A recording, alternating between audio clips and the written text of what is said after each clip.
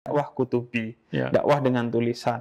Saya jalurnya lain lagi nih Pak, dakwah YouTubi Pak, dakwah dengan YouTube. Jadi nggak boleh nolong orang ditanya kamu agamanya apa. Iya, nanya dulu. Iya, Agamanya apa? Kalau agamanya bukan Iya. Islam ya kita bantu kan Iya. nggak boleh. Atau sudah Islam nanya lagi Pak. Iya, betul. NU apa Muhammadiyah? NU Muhammadiyah. Iya.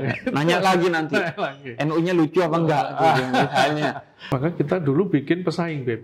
Jadi kita Bikin pesaing. bikin pesaing. Jadi saya bikin pesaing. Koperasi ada lembaga lain pengen ini saya cari. Orang biasanya ada pesaing dihabisi. Ya, kalau Ini saya mau bikin bikin pesaing. pesaing. Bismillahirrahmanirrahim. Assalamualaikum warahmatullahi wabarakatuh. Alhamdulillah hari ini kami kedatangan sahabat kita, Pak Habib Djafar. Ini sangat terkenal kalau dari media sosial. Saya nggak punya media sosial, tapi saya ngikuti teman-teman. Gitu. Biasanya anaknya. Oh, anaknya. Biasanya yang ngasih tahu anaknya. Jadi anaknya tersesat, Ya, ngajak jadi bapaknya alhamdulillah tersesat. kita kedatangan Habib karena ini sangat penting untuk kami. Salah satunya ada banyak pertanyaan termasuk dari staf-staf kita. Nah ini sangat bagus untuk kita karena Habib ini masih muda. Iya. Kebetulan staf kita itu 99% muda, Beb. Betul. Iya, yang tua hanya saya. Waduh. Generasi itu biasanya disebutnya generasi kolonial. Milenial, Beb. Bukan Yang muda milenial. Kolonial, ya milenial. Atau milenial senior lah. biar Iya, enak. beberapa pertanyaan di staf kita, misalnya selalu tanya, Pak, ini Komida ini riba enggak? Gitu. Nah, itu Iya. saya nggak bisa jawab. Wah, Iya. itu ngajinya lama itu. Saya Ngajinya lama. Karena riba sendiri masih debatable. Mana yang Betul. dimaksud riba, mana yang riba beneran atau riba-ribaan. Iya. Gitu. Dan Tapi emang alhamdulillah- saya semangat banget nih Pak hari ini. Iya. Saya semangat banget ke sini karena kan saya itu lahir dalam keluarga yang selama 40 tahun ayah saya tuh ngurusin duafa. Ngurusin duafa baik itu pendidikannya, kemudian ekonominya maupun kesehatannya. Bahkan sampai detik ini. Makanya selalu bersemangat pergi ke tempat-tempat seperti Koperasi Mitra Duafa ini. Ya. Makanya Alhamdulillah. pengen nanya-nanya nih. Baik, Pengen mudah-mudahan nanti nanya-nanya. kita bisa sharing, kita Bisa bisa tukar pengalaman, dan kita udah 15 tahun, Beb, kita sudah beroperasi di 13 provinsi di Indonesia. 13 provinsi. Iya, di memang Indonesia. wilayah kita tidak semuanya Muslim, jadi ada yang non-Muslim karena kami ingin menunjukkan bahwa Islam itu rahmatan lil alamin, Lil kayak alamin. gitu. Jadi nggak boleh nolong orang ditanya kamu agamanya apa. Iya, nanya dulu. Iya, Agamanya apa? Kalau agamanya bukan Iya. Islam ya kita bantu kan Iya. nggak boleh. Atau sudah Islam nanya lagi Pak. Iya, betul. NU apa Muhammadiyah? NU Muhammadiyah. Iya. Nanya lagi nanti. Nanya lagi. NU-nya lucu apa enggak? Gitu, misalnya. Baru ditolong kan repot. Itu nggak boleh. Jadi kami ingin membuktikan itu bahwa meskipun kita dari nama Islam, Mitra Duafa, tapi kita tidak hanya melayani teman-teman yang Islam saja, tapi juga yang non-Muslim. Karena supaya mereka tahu bahwa ternyata ada kok lembaga Islam yang tidak, apa istilahnya, tidak pilih kasih. Tidak pilih kasih. Betul, Dan tidak. justru itu akhirnya jadi medium dakwah juga ya. Ya, sehingga tidak perlu kita istilahnya pakai ilmu hadis segala macam, kita buktikan, kita membantu, Pak. Iya. Itu yang di NTT, teman-teman kita dari Katolik, dari Protestan, wah ada ya lembaga kayak begini. Karena pikiran mereka selama ini, kalau lembaga keuangan Islam itu nggak mau bantu yang bukan Islam. Kan? Iya, iya. Gitu. Nah, Nah, kita ingin buktikan di situ. Dan alhamdulillah jalan. Sampai sekarang kita malah berkembang lumayan iya. pesat di daerah teman-teman sana. Iya, memang dakwah itu kan banyak jenisnya ya. Betul. Ada dakwah hitobi, dakwah dengan khutbah, ada dakwah kutubi, Ya. dakwah dengan tulisan. Saya jalurnya lain lagi nih Pak, dakwah YouTubi Pak, dakwah dengan YouTube. Nah ini dakwah bilhal, dakwah langsung dengan Betul. tingkah laku ya, dengan membantu. Berarti sudah 15 tahun 15 tahun kita Koperasi Mitra Duafa. Nah Betul. itu apa kegiatannya Pak koperasi ini? Jadi kami ada 3 kegiatan utama. Yang pertama adalah kita punya pendampingan kepada masyarakat-masyarakat kurang mampu, masalah duafa. Karena duafa sendiri saya ambil dulu dari kata mustadoifin, Ya. orang teraniaya. Nah, Orang teraniaya itu kalau di waktu saya ngaji dulu kan banyak teraniaya dari sisi ini, dari sisi ini, dari sisi. Nah, salah satunya dari sisi ekonomi. Nah, ekonominya apa? Ekonomi dalam memperoleh akses pembiayaan atau kredit bahasanya. Jomblo juga kayaknya teraniaya Pak. Teraniaya betul, Iya. teraniaya hidupnya. Tuna asmara dia. Nah, itu yang kita ambil dulu. Nah, kenapa dari sisi kredit? Karena banyak lembaga keuangan yang tidak mau melayani orang miskin. Gitu. Istilahnya tidak bankable. Kalau teori dari keuangan itu kan orang ngasih kredit harus ada kehati-hatian 4C plus 1C. Nah itu orang miskin nggak kena semua itu. Nah terus akhirnya apa? Banyak orang miskin pinjam ke yang informal. Informal itu apa? Informal ya rentenir lah bahasanya. Rentenir. Yang bunganya tinggi, kemudian kalau dia nggak bayar barang-barangnya diambil dan sebagainya. Atau kalau sekarang yang baru Pak, aibnya disebar. Ya, pinjol itu banyak. Ya kayak pinjol. Iya, pinjol yang ilegal itu kan. Aib-aibnya disebar, naudzubillah. Nah, itu yang kita hindari sehingga kita ingin ada di Indonesia ada lembaga keuangan koperasi yang peduli dengan mereka. Nah, kita yang pertama itu. Jadi Komida ini anggotanya adalah harus perempuan dan harus miskin. Gitu. Oh, harus miskin. Ya, harus. Kalau nggak miskin nggak boleh. Oh iya, kalau nggak miskin, iya. Karena kita niatnya dari dulu bantu orang miskin. Maka dulu saya belajar dari Muhammad Yunus, dia bilang kalau kamu tidak melayani orang miskin, nanti kamu di akhirat ditanya malaikat nggak bisa jawab. Betul, karena 40 tetangga miskin kita itu adalah kewajiban kita, tanggung jawab kita. Tapi kenapa harus perempuan? Nah, karena tadi yang saya sudah banyak belajar dari terutama agama kita, agama Islam itu kan salah satu hadis Nabi yang saya nggak tahu itu sahih atau tidak, tapi itu menurut saya sangat luar biasa. Kalau kamu ingin merubah dunia, rubahlah perempuan. Nah ini yang selalu saya ingat, kenapa? Karena perempuan selalu intens kepada keluarga. Dia yang peduli pada anaknya, dia peduli pada keluarganya. Kalau kita lihat, kalau ada telur satu, misalnya kalau ibu saya dulu kan saya dari orang yang kurang mampu juga. Jadi kalau ada telur satu, telur ayam kampung dulu di saya itu ada telur satu, maka yang dibagi adalah anak sama suaminya dulu. Ibu saya belakangan. Malah ibu saya nggak pernah dapat. Saya ibu kenapa nggak dapat? Ya untuk kamu aja. Ibu gampang. Nah itu pelajaran yang menurut saya sangat luar biasa bahwa dengan kita memberdayakan perempuan, maka insya Allah keluarganya bisa lebih sejahtera. Iya, setuju nih. Karena perempuan atau ibu itu biasanya memang di rumah tangga tuh sekretarisnya. Ya, dan Menteri Keuangan. Menteri Keuangan. Jadi uang kalau dipegang dia, insya Allah baik-baik saja. Aman. Tapi kalau dipegang suami, biasanya kurang aman. Wah, wallahualam. Dan memang ini pembelajaran. Dulu saya juga belajar gitu, Beb. Jadi mosok bener waktu saya belajar ke Bangladesh 3 bulan saya penasaran, mosok sih harus perempuan gitu, apa sih selain tadi pengalaman hidup saya yang waktu itu Yunus mengatakan kalau kamu ingin merubah dunia, rubahlah perempuan. Kalau kamu ingin membantu orang miskin, maka dekatilah ibunya, perempuannya. Karena apapun yang terjadi, ibulah yang menghandle itu semua. Karena biasanya laki-laki hanya mencari, kemudian yang mengelola di rumah itu dan dialah yang tahu betul ya, sehingga ini yang harus kita dekati. Dan ngomong-ngomong waktu itu ke Bangladesh berapa tahun? Saya 3 bulan tinggal di sana. 3 bulan tinggal di sana. Saya backgroundnya orang keuangan, orang perbankan, dulu saya kerja di bank. Kemudian saya tahu teori Muhammad Yunus itu pertama kali ini nggak masuk akal. Masa orang miskin dikasih pinjaman? Karena dulu kalau di perbankan itu atau financial justru dihindari. Itu kan ada teori Basel namanya. Teori Basel itu teori yang istilahnya kalau kamu ngasih pinjaman atau kredit pembiayaan pada orang maka harus melalui 4C plus 1C. Apa itu? Ya, ada kolateral, ada capacity, ada capability, ada kemampuan bayar, payment capacity payment dan lain sebagainya. Nah, itu orang miskin nggak bisa masuk semua. Nggak punya itu, iya. Nggak bisa semua. Nah, akhirnya apa? Lembaga keuangan nggak bisa diakses oleh orang-orang miskin, padahal mereka membutuhkan. Gitu. Karena kredit itu kan untuk kebutuhan semua, karena kredit hak asasi manusia, semua orang harus bisa kredit sebenarnya. Iya. Karena nggak ada orang usaha tanpa kredit kan nggak ada. Betul. Termasuk konglomerat pun butuh kredit. Iya, karena kalau bank itu mintanya 4C, orang miskin biasanya punya 4S, Pak. Iya.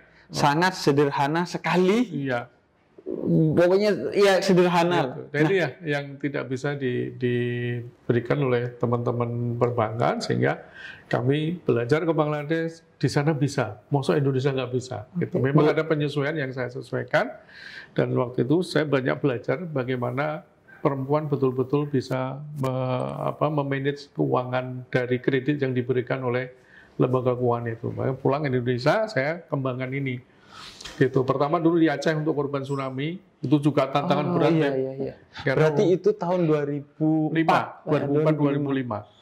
Gitu. Oke, itu pertama kali berarti Koperasi Mitra Duafa ini di Aceh berarti berangkatnya dari Aceh. Untuk korban tsunami. Tapi sebelum itu, belajarnya ke Muhammad Yunus. Boleh cerita tentang Muhammad Yunus dulu Pak, biar Muhammad kita tahu, Yunus kenal itu juga. sudah sangat terkenal di dunia, kecuali Indonesia. Kecuali Indonesia. Indonesia nggak kenal.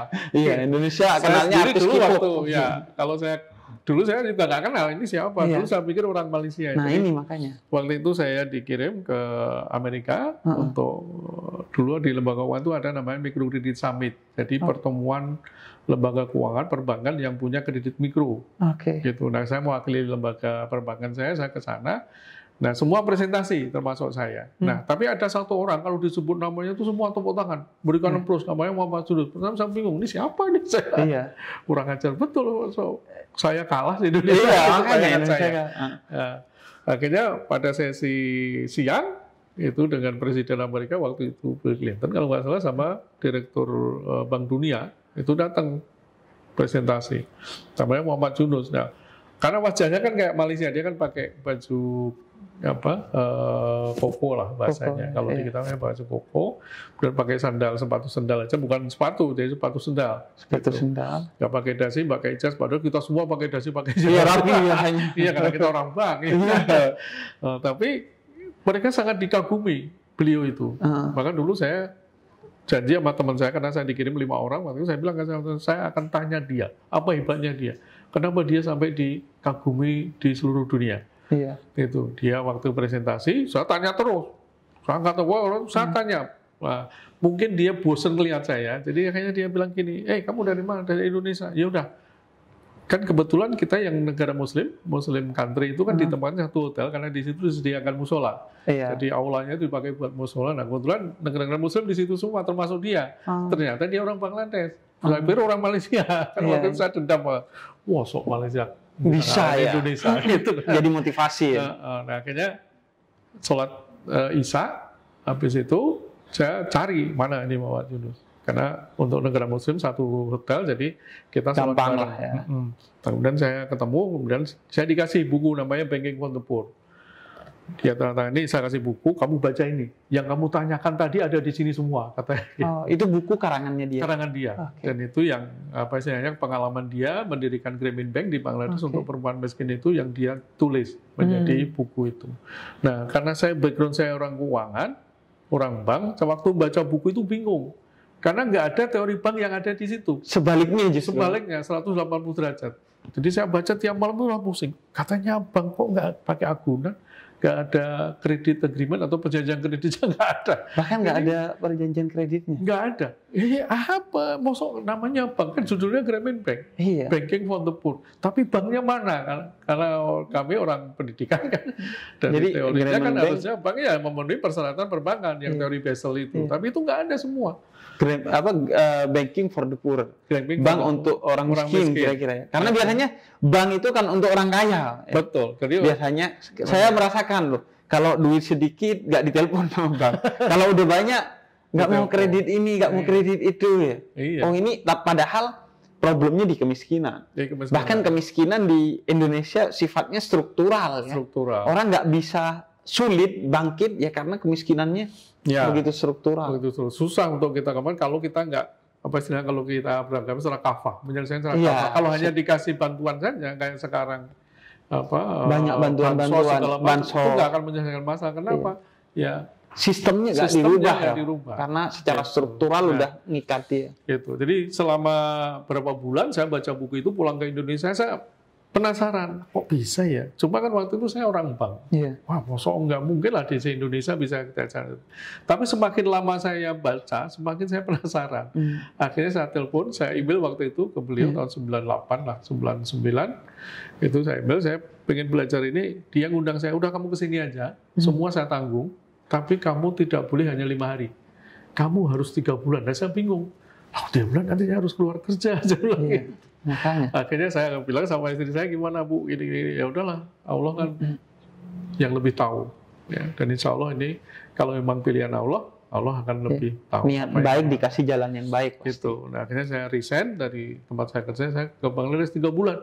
Coba belajar di sana, saya tinggal di. Padahal maksudnya itu pilihan yang berat ya. Berat. Artinya udah lama di bank, udah settle, gaji udah enak, semuanya. Enak, segala enak. Tapi memilih jalan ini. Ya, saya background saya ya jelek-jelek orang pesantren juga. Saya dari Ngeruki, Solo. Oh iya. Solo. Karena saya orang Solo. Nah, dulu karena orang tua saya pas-pasan, jadi saya supaya ngirit hidupnya titipin di Ngeruki, gitu. Jadi supaya makannya ringan orang tua saya. Kan kalau udah di sekolah, kalau selesai sekolah umum langsung di pesantren. Biasanya emang kalau nggak dititipin karena memang orang tuanya nggak punya biayanya, sekolahin pesantren itu dititipin kalau orang tuanya udah nggak kuat.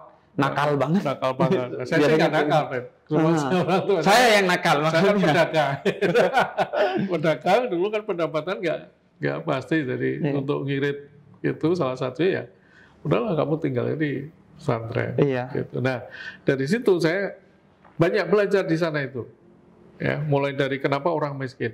Tapi kok kenapa tingkat pengembaliannya bagus? Kalau di bank kan ada tingkat pengembalian ya. Iya, iya. Ini nggak pakai agunan, nggak pakai KTP, nggak pakai perjanjian kredit, tapi kok mereka bisa mau mengembalikan, apa hebatnya ini? Iya, karena dia kabur aja nggak ada apa-apa. Nggak ada apa-apa kan, nggak ada sanksi juga. Bahkan nggak ada KTP gitu. kan. Nah, ternyata disitulah saya banyak menimba ilmu, istilahnya agama yang selama ini saya baca. Iya. Di sana itu dilaksanakan betul-betul. Ya, jadi saya waktu itu kalau malam kan ngobrol sama Profesor Yunus, kalau dia nggak keluar negeri, saya ngobrol dengan beliau. Kenapa kok orang miskin itu dikasih kredit bukan dikasih hibah? Dia bilang iya, karena kalau hibah itu tidak membantu mereka. Iya. Karena hibah itu justru akan menjerumuskan dia menjadi selalu menunggu, meminta-minta. Memis lah bahasanya. Ibarat kata nggak dikasih ikan, dikasih pancingnya. Nah, itu nggak akan pernah bisa. Gitu. Nah, caranya adalah kita disiplinkan. Jadi saya kasih bantuan, tapi ini harus dikembalikan. Supaya dia bisa mengembalikan, maka dia harus semangat usahanya. Gitu. Okay. Allah kan tidak merubah nasib suatu kaum kalau dia nggak merubah sendiri kan. Iya. Habib bilang gitu. Iya. Si Profesor Yunus. Saya bilang ke ibu benar, iya Pak. Kenapa ibu mau mengembalikan pinjaman ini? Iya, karena pinjaman itu kan nanti di akhirat kalau saya nggak lunasi, saya nggak bisa masuk surga Pak. Iya betul. Karena jadi pendekatannya bukan dari perjanjian kredit, tapi dari pendidikan agama, pendekatan agama. Kan kalau pendekatan agama kena, itu kan jauh orang lebih taat dibanding hitam di atas putih di atas kertas. Karena kan bukan lagi keterpaksaan, tapi kesadaran. Kesadaran. Ya, karena kalau perjanjian masih bisa dalam tanda petik dikhianati lah ya. Atau diakali. Tapi kalau sudah kesadaran, dia nggak akan membohongi dirinya sendiri. Betul. Itu yang saya tanya. 3 bulan itu saya selalu ngobrol dengan mereka, ibu-ibu anggota istilahnya kliennya Grameen Bank itu. Kenapa sih ibu mau bayar? Toh ibu pelari juga nggak akan dikejar, nggak ada sanksi apa-apa. Iya Pak, tapi kan kita nggak bisa lari nanti dari Allah pada saat kita meninggal. Oh iya juga ya, hebat juga ini orang. Ini ada yang sudah dikejar-kejar yang di lampu merah itu biasanya yang gini-gini Pak, masih kabur. Masih kabur, ya kan? Tapi itulah. Yang pelajaran pertama yang saya ini, jadi nggak perlu perjanjian kredit, nggak perlu agunan. Kenapa? Karena mereka sudah disentuh dari hati nurani, dari religi mereka. Itu jauh lebih mengena dibanding tadi perjanjian kredit. Iya. Itu yang pertama saya baca. Berarti tadi kan ada 3 tuh Pak. Berarti pertama memberikan pembiayaan. Iya, pembiayaan. Terus yang kedua berarti? Yang kedua kita melakukan motivasi kepada mereka. Karena orang miskin itu kadang-kadang membutuhkan orang luar untuk merubah hidupnya. Gitu. Oke. Nah ini saya waktu pulang ke Indonesia saya uji coba di daerah Kerawang tuh, daerah Cikampek.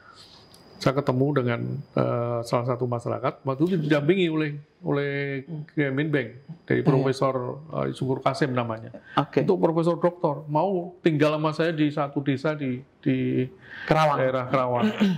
Sekitar Cikampek itu keluar tol belok kiri dari situ. Nah dia bilang gini, kalau kamu mau aplikasi Pola Grameen, kamu harus cari dulu orang miskin di sini yang mana. Jadi kita masuk ke satu desa, kita cari dulu siapa yang paling miskin di situ. Karena niat kamu kan membantu orang miskin. Iya. Jadi kita cari orang. Saya sama RT, saya tanya Pak, di sini paling miskin siapa? Oh ini dekat sawah katanya, Pak siapa gitu. Saya datengin. Kalau dia nggak ikut ke kami di Komida waktu itu nggak boleh ada pinjaman ke orang lain dulu. Karena tugas kita adalah bagaimana orang miskin itu ngikut kita terbantu hidupnya. Sebenarnya dia pasti kenal Hamdan ATT, Pak. Iya. Karena lagunya kan orang termiskin di dunia. Jadi kita datang ke beliau suami istri, dia tinggal di pinggir sungai, rumahnya udah jelek lah, miring gitu bahasanya, dari bambu gitu. Dan saya datang, Pak, mau nggak ikut program kami, apa namanya, Mitra Duafa. Dulu kita masih yayasan Mitra Duafa. Dia bilang, oh enggak, program apa? Kita ada pinjaman, katanya, kredit Pak. Wah, saya nggak butuh kredit, uang usaha saya nggak perlu uang, katanya. Loh, emang Bapak usahanya apa? Saya hanya jualan daun jati, Pak, katanya. Daun jati? Daun jati. Jadi daun jati itu kalau habis subuh, saya ke kebun orang yang ada pohon jatinya, saya pungut itu daun jati yang jatuh. Kemudian saya pikul ke pasar, saya jual, pulang udah dapat uang, katanya. Ngapain saya dikasih kredit, gitu kan? Okay. Nah, saya waktu belajar ke Bangladesh, saya ingat sama Yunus, mereka harus perlu motivasi. Karena mereka merubah hidupnya sendiri nggak bisa. Kenapa? Karena udah sehari-hari seperti itu. Iya. Udah nyaman. Iya, udah apa ya? Dengan begitu. Udahlah, pokoknya sehari-hari udah kayak gitu. Jadi kalau dia melakukan sesuatu di luar itu dia akan kaget gitu. Iya. Makanya saya bilang begini, Pak, Bapak sehari dapat berapa? Jualan daun jati ke pasar Cilamaya. 25.000, Pak. Nah, Bapak mau nggak 50.000? Gimana caranya? Saya kemampuannya seperti ini, gitu kan, ngangkut gendong sama mikul saya kan sama istri saya, cuma segitu. Gimana caranya bisa 50.000, katanya. Bisa, Pak. Bapak saya kasih kredit 500.000, dulu kan 500.000. Bapak belikan sepeda ontel, bekas aja nggak apa-apa. Nah, Bapak tinggal taruh bronjong apa? Keranjang kanan kiri. Jadi yang biasa cuma mikul satu ikat, Bapak bisa 3 ikat. Bisa 3 tengah, kanan kiri. Istri nggak usah ikut lagi ke pasar, saya bilang. Oh ya juga ya. Wow, iya deh Pak, saya ngikut.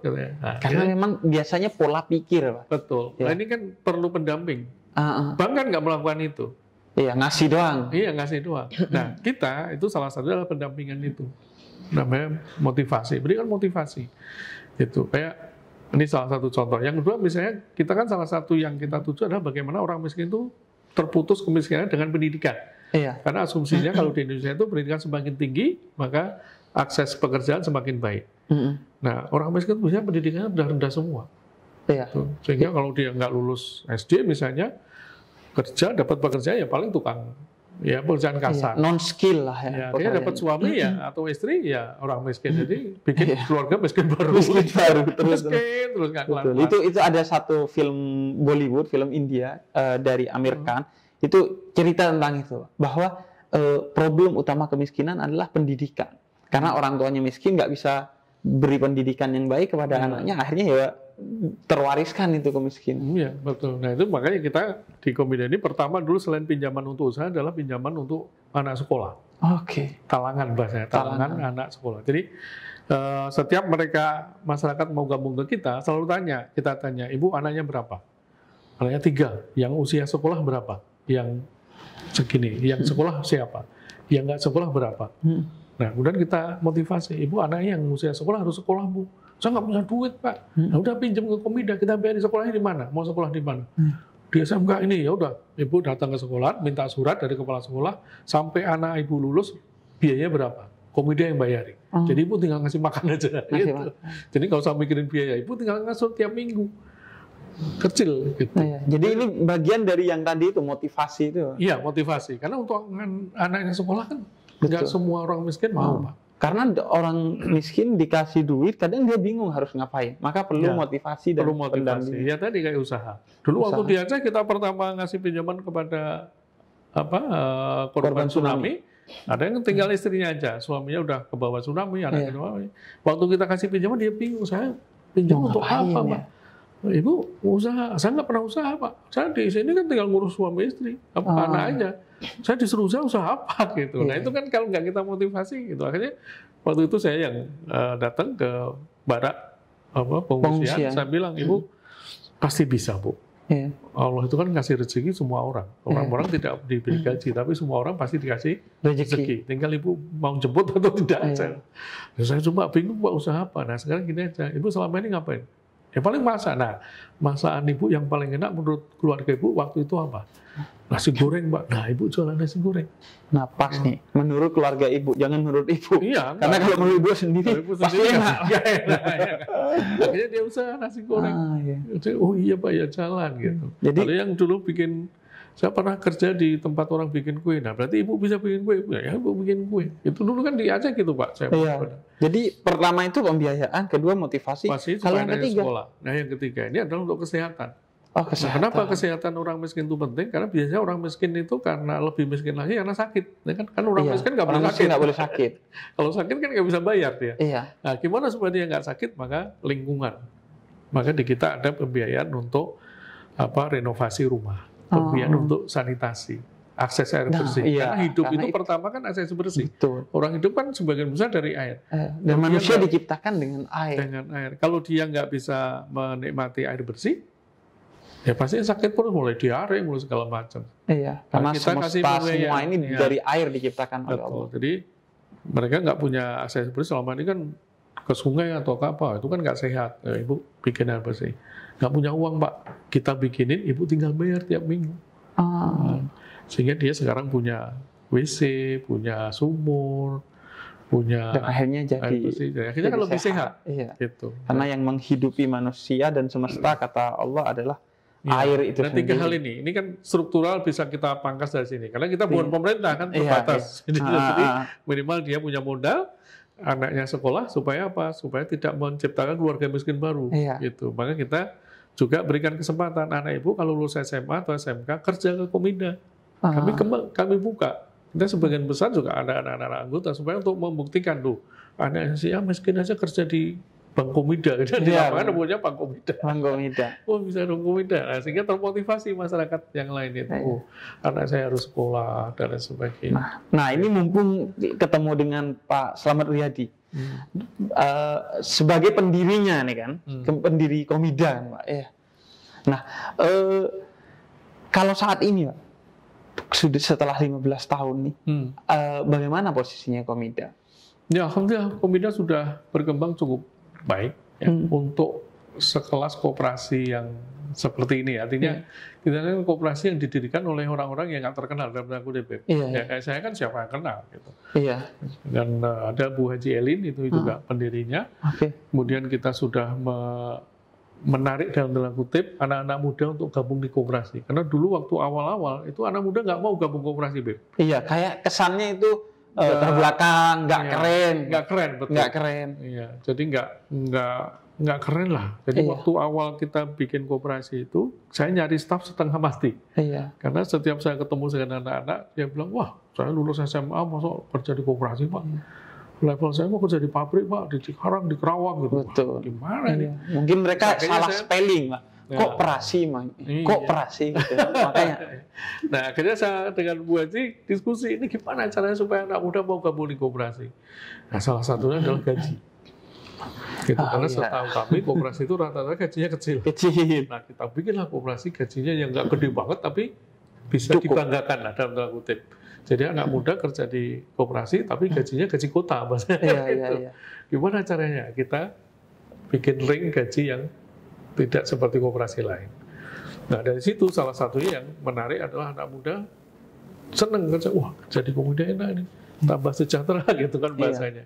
Karena gajinya gede meskipun tinggal di desa. Kemudian kan cabang kita di kecamatan paling Beb. Gitu karena kita melayani biasanya masyarakat miskin kan biasanya tinggalnya di daerah perkampungan. Ada berapa cabang sudah? Kita udah 320 lebih. 320 cabang. Dan udah berapa keluarga atau berapa ibu yang kita udah membantu hampir mungkin di atas 1 juta lebih. Cuma yang aktif sekarang tinggal 780 ribuan lah. Yang aktif. Kalau yang lain kan kadang sudah lulus dalam tanda kutip. Sudah nggak butuh pinjaman lagi, Beb. Iya, alumni Komida. Alumni. Kaya berarti dia. Karena salah satu juga yang menjadi motivasi kita adalah bagaimana membangun literasi orang miskin itu supaya nabung. Itu yang saya pelajari dulu di Bangladesh. Kenapa sih di Bangladesh itu orang miskin, tapi anaknya sekolah di luar negeri kan saya bingung dia. Jadi dia kan duluan, dia udah 40 tahun, 50 tahun mungkin sekarang. Waktu saya datang ke sana, itu saya datang ke keluarga nasabah kliennya si Yunus itu, saya tanya, ibu anaknya berapa? 3. Yang nomor 1 di mana? Oh di London, kuliah kedokteran. Orang miskin kayak gini. Iya, kok bisa di London kuliah kedokteran lagi? Yang kedua di mana? Di Korea, teknik gitu. Yang ketiga di mana? Di India, lagi ngambil administrasi manajemen gitu. Orang miskin hebat-hebat benar di sini. Kalau di Indonesia orang lain tanya anak ibu di mana? Di UGM tapi cari rongsokan. Nah ini yang membuat saya hebat betul ternyata tadi motivasi pendidikan itu. Motivasi. Dan dan juga tabungan, karena orang miskin itu yang tadi Habib sampaikan, strukturalnya orang miskin itu kenapa salah satunya karena dia nggak punya tabungan. Nggak punya tabungan. Karena dia nggak bisa nabung ke bank. Iya. Akhirnya apa? Tabungan mereka berupa barang kan biasanya. Barang. Emas atau kambing. Nanti digadein atau pohon. dijual. Nah kalau dia butuh, itu kan dijual cepat, harganya pasti murah. Pasti murah. Atau kalau nggak punya itu akhirnya ngawur. Kredit ke pinjol atau kemana, pokoknya yang penting, gitu. Yang penting ada uang. Akhirnya padahal terlilit. Dia kan biayanya mahal. Iya, akhirnya terlilit dia. Kenapa dia miskin? Ya, miskin terus. Dia punya kambing begitu butuh, harusnya 3 juta satu, kalau kita lebaran haji, itu 1,5 dijual paling cuma 1 juta. Iya. Ya miskin terus. Iya. Itu salah satunya. Maka kita motivasi, ayo ibu nabung. Insya Allah bisa. Gitu. Nah, setelah belajar itu banyak anggota kita sekarang tabungannya besar-besar. Itu yang akhirnya lulus tadi, Beb. Begitu tabungannya udah gede, masa nggak jadi anggota lagi, Pak? Kenapa? Saya udah punya tabungan gede. Ya udah nggak apa-apa, bagus. Iya. Gitu. Iya kan berarti tadi 1 jutaan kurang lebih yang yang tergabung di Komida ini. Ya. Sedangkan warga penduduk Indonesia aja 200 jutaan. Berarti kan 0,5% diurus sama Komida. Yang miskin mungkin hanya berapa kan? Laporan pemerintah kan 20 juta. 20 juta. Berarti kalau 20 juta, 1 juta diurusin Komida, kita hanya butuh, ini 15 tahun ngurusin 1 juta. Berarti kalau 20 juta ya 300 tahun, selesai urusan itu. Nggak, artinya ada 20 Komida aja selesai berarti. Ya, maka Komida ini juga melatih koperasi-koperasi lain, Beb. Ya. Karena bagi saya, karena salah satu nanti kita di akhirat mati kan ditanya cuma 3 yang kita bawa kan katanya. Wah, ini dari anak yang soleh, amal jariah, ilmu yang bermanfaat. Ilmu yang bermanfaat. Nah, ini. Maka kita latih. Makanya kita pengen Indonesia itu banyak koperasi Komida banyak gitu. Iya. Makanya kita suka mendampingi juga koperasi di mana ingin belajar kita ajari, kita dampingi supaya kalau Komida semua ya nggak sanggup kita. Ini juga pelajaran. Biasanya kan kalau bank atau perusahaan kan justru nggak mau ngajari, pengen berkembang sendiri. Betul. Karena emang visinya dari awal untuk duafa ya, untuk membantu. Karena kami itu pertama. Jadi ini harus banyak orang yang ini. Kemudian yang pertama juga yang selalu saya ingat adalah kalau kamu main sendiri itu nggak asik. Itu pendidikan kepada orang miskin tidak sukses. Kenapa? Karena nggak ada pilihan lain. Oke. Maka kita dulu bikin pesaing, Beb. Jadi kita ngajari. Bikin pesaing. Jadi saya bikin pesaing. Koperasi ada lembaga lain pengen ini saya cari. Orang biasanya ada pesaing dihabisi. Ya, kalau ini saya mau bikin pesaing. Supaya apa? Supaya pertama staf kita tidak merasa bangga. Iya. Kalau kamu ingin jadi pilihan masyarakat miskin, maka kamu harus terus dipilih. berkembang. Artinya kalau bahasanya kan kamu memang pantas dipilih. Iya. Untuk pantas apa ya? Harus berkembang, harus baik pelayanannya, tidak nakal dalam tanda kutip dan sebagainya. Itu kan bagus. Kalau kita main sendiri nggak ada pesaing kan kita wah Komida gitu. Iya, Komida. Itu kan nggak bagus dalam gitu. Ini pelajaran saya dapatkan bahwa Islam itu tidak anti kepada orang miskin, tapi anti kepada kemiskinan. Betul. Islam mau mengentaskan kemiskinan, tapi tidak benci orang miskin. Orang miskin justru kita rangkul, kita motivasi, kita didik, kita jamin kesehatannya agar berkembang. Karena memang salah satu pesan utama Islam adalah keberpihakan kepada mustad'afin, orang-orang yang terdiskriminasi. Makanya Nabi ketika pergi ke Madinah, hijrah, yang paling pertama dibangun adalah Suffah, itu tempat bagi orang yang tunawisma, orang-orang miskin yang nggak punya rumah. Dan bangun akhirnya Baitul Mal untuk ngurusi orang miskin. Dan basicnya koperasi itu sangat Indonesia karena memang Bung Hatta bilang karena kita ingin koperasi Indonesia ada yang baik lah. Iya, pengentasan kan yang terkenal koperasi bermasalah. Iya. Kan malu kita. Iya. Koperasi kalau Bung Hatta bilang kan sokok guru ekonomi Indonesia. Betul, itu yang akan menyelesaikan masalah-masalah ekonomi di Indonesia. Nah, jadi nilai-nilai keislaman dan nilai-nilai keindonesiaan tercakup lah di Komida ini. Karena koperasinya itu memang gagasan dari Bung Hatta yang sangat Indonesia dan keberpihakannya bagi duafa itu salah satu nilai utama dalam Islam. Nah, di tempat saya, Pak, Madura, saya ini kan Madura swasta dari Jawa Timur. Saya dari Jawa Timur. Nah, ada nggak Komida dari 13 provinsi itu termasuk Jawa Timur? Kita Jawa Timur ya. Oh, Jawa Timur. Memang dulu kita mulainya dari Jawa Timur sebelah barat, dari Bojonegoro, Ngawi. Kenapa saya kita Jawa Timur itu? sebelah timur tapi. Ya, karena dulu pilihan kita adalah yang banyak orang miskinnya dulu, Beb. Waduh. Gitu. Saya baru mau bangga. Nggak taunya karena banyak orang miskin. Nah, hasil kan kita selalu lihat statistiknya pemerintah. Iya. Nah, pemerintah Jawa Timur itu salah satu wilayah-wilayah yang banyak orang miskinnya kan di sebelah barat tuh. Iya. Bojonegoro. Oh, berarti untung saya sebelah timur. Trenggalek. Masih bisa ngeles. Iya.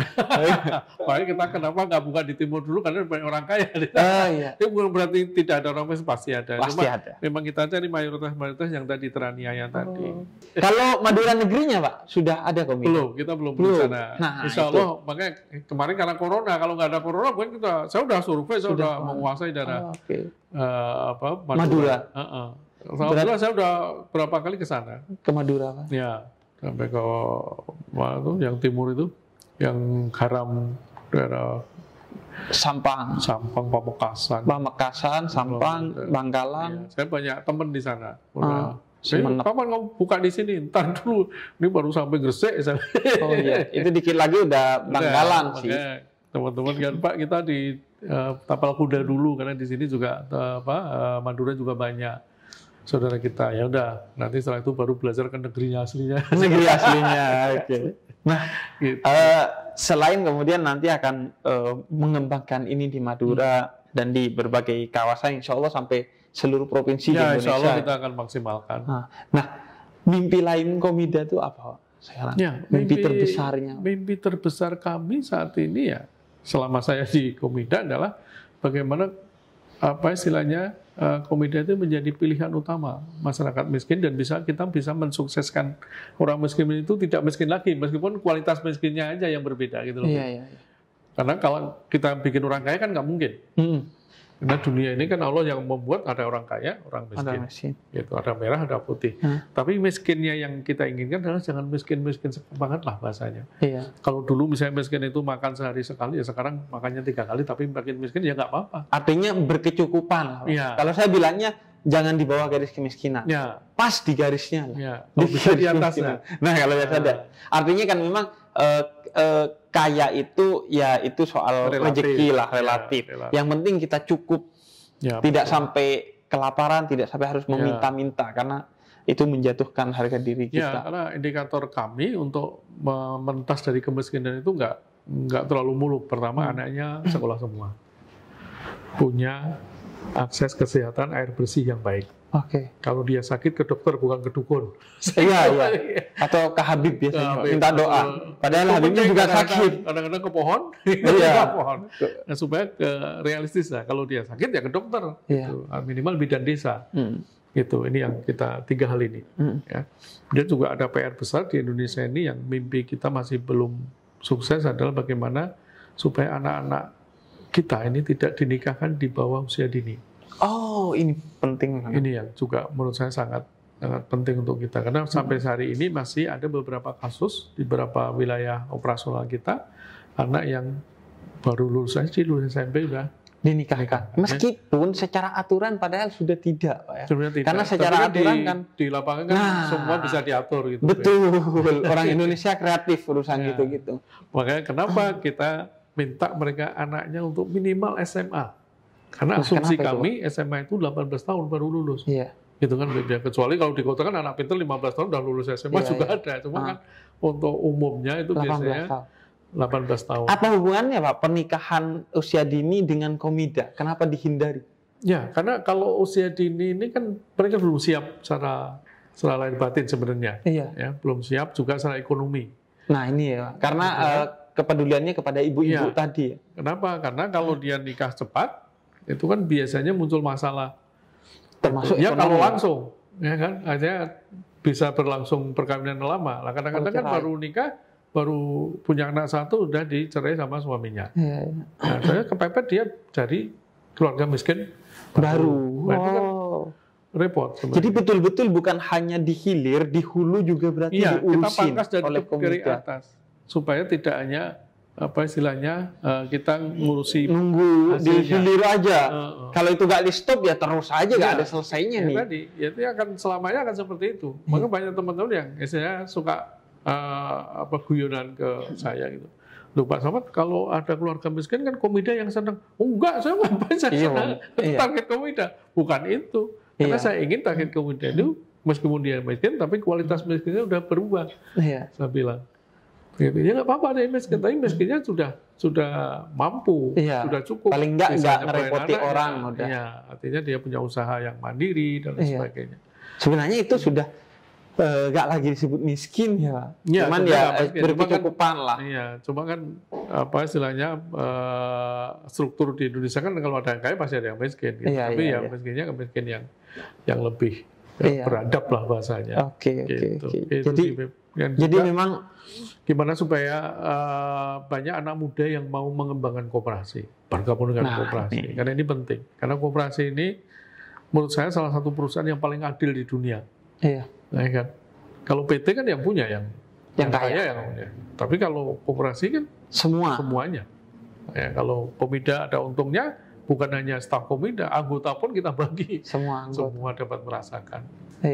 Gitu. Dan anak muda ya harus punya kesadaran itu. Harus menyadari itu. Karena mungkin kalau saya setelah ketemu dengan Pak Riyadi, ya berubah pandangan saya, walaupun dulunya sudah berubah, sekarang jauh lebih mind blowing gitu tentang koperasi gitu. Jadi menurut saya sih problemnya hanya karena mereka tidak tahu aja tentang koperasi seperti Komida ini, sehingga kemudian ngangguk koperasi itu nggak keren, koperasi itu gajinya nggak bisa mencukupi saya. Biasa untuk hidup. Gitu kan? Padahal dengan koperasi gajinya oke, tadi disampaikan Pak Slamet Riyadi, dan yang paling penting sebenarnya bagi saya adalah gaji ukhrawinya, gaji di akhiratnya, karena dia membantu orang miskin, maka insya Allah di akhirat dia gak miskin. Ya, kalaupun itu yang selalu kita tekankan ke teman-teman staf-staf kita. Kamu kerja di Komida itu dunia dapat, akhirat dapat, saya bilang. Itu bisa Pak, iya kamu gaji dapat, akhirnya dapat apa? Ibadah paling ringan di agama Islam kan senyum, saya bilang. Kamu datang ke satu desa, ketemu ibu-ibu, mereka lagi susah. Kamu datang, ibu, selamat pagi, sehat semua. Senang dia, senyum. Betul. Dan ini kan membantu itu. Karena dalam hadis qudsi Allah katakan, idkhal surur fi qalbil ihwan bis sadaqah. Ibadah termulia itu adalah memasukkan rasa bahagia ke hati orang lain dengan sedekah. Maka sedekah kan nggak mesti ngasih tanpa apa-apa. Secara cuma-cuma justru itu bisa meninabobokkan kan hibah. Tapi dengan koperasi ini mengangkat derajat mereka, bahkan bukan hanya bersedekah tapi mengangkat derajat mereka dari orang miskin menjadi orang berkecukupan. Termasuk kepercayaan diri, karena banyak orang miskin yang nggak punya kepercayaan diri. Itu yang menurut saya sangat menyedihkan. Sudah miskin, minder, itu kan double ya kan. Ya, karena kunci kesuksesan salah satunya kan kepercayaan diri. Itu kepercayaan diri yang kita bangkitkan ke mereka. Ibu pasti bisa. Saya nggak bisa ini Pak, Ibu pasti bisa. Dan saya sukanya bukan hanya ngomong gitu. Ada orang yang kan cuma, Ibu pasti bisa. Oh iya Pak, iya pasti bisa. Tapi gimana caranya Pak? Nggak dikasih solusi. Ini solutif gitu. Artinya bukan hanya memotivasi, bukan hanya bermimpi, tapi mengaktualisasikan, mengaplikasikan dalam kerja nyata. Betul. Nah, itu Beb.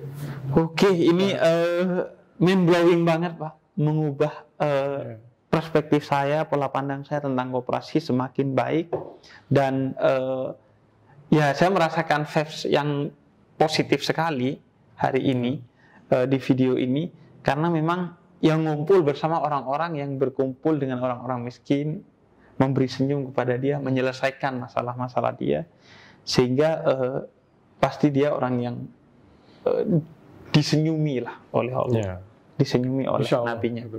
Karena siapa yang mengasihi sesama manusia, khususnya mustad'afin yang terdiskriminasi, maka dia dikasihi oleh para penghuni langit. Itu yang saya selalu ingatkan ke teman-teman, kalau kita ke lapangan, ketemu ibu-ibu anggota kita yang orang miskin itu, jangan lupa minta doa. Kenapa? Doa mereka lebih jauh daripada camat. Betul, karena doa orang yang terdiskriminasi, mustad'afin, para duafa, itu tembus langit. Betul. Jadi langsung diterima oleh Allah Subhanahu wa Ta'ala. Pak Suryadi, terima kasih. Habib, saya terima kasih dikasih pelajaran banyak nih. Ini jadi ini ilmu yang saya nggak perlu ke Amerika, nggak perlu ke Bangladesh, nggak perlu ketemu Muhammad Yunus, ketemu sama Pak Slamet Riyadi, udah dapat semua ilmunya. Dia tersesatnya itu murni. Jadi kayaknya melalui proses 2 kali penyaringan ketersesatan. Yang dilawan sebelum melawan konspirasinya, lawan dulu yang nyata nih di depan mata. Pertama, Anda kayaknya kinjong ya, merasa diri Anda siapa gitu. Memangnya intelijen mana? Amerika atau Israel atau Rusia, Cina butuh informasi apa dari Anda ya? Jadi ngapain nyelidikin Anda?